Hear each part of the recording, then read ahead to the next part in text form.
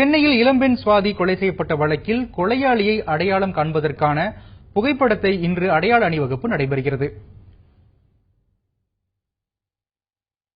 சென்னை நுங்கம்பாக்கம் ரயில் நிலையத்தில் கடந்த மாதம் மென்பொருள் பொறியாளரான இளம்பெண் சுவாதி கொடூரமான முறையில் வெட்டி கொலை செய்யப்பட்டார்.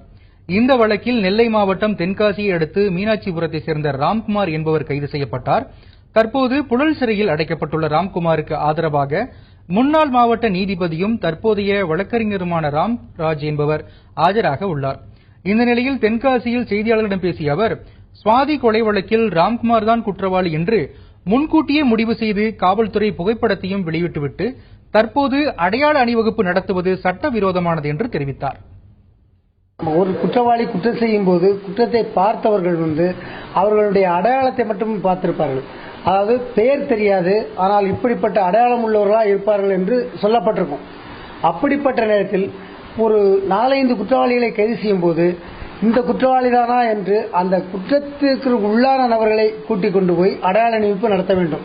அப்படி அடையாள அணிவிப்பு நடத்தும் போது அவர் அடையாள அணிவிப்பு காட்டுவார். ஆனால் ராம்குமார் குற்றத்தை பொறுத்தவரை கைது செய்யப்பட்டு நம்முடைய ஆணையரே என்ன சொல்லியிருக்கிறார், குற்றவாளி ராம்குமார் தான் என்று நிறுவனம் செய்து அவருடைய போட்டோவை எல்லாம் வெளியிட்டு விட்டு இவர்தான் குற்றவாளி என்று அடையாளம் காட்டுங்கள் என்று சொல்வது, தயார் செய்து வைத்துக் கொண்டு ராம்குமாரை அடையாளம் காட்டுவதற்கான ஏற்பாடு நடக்கிறது.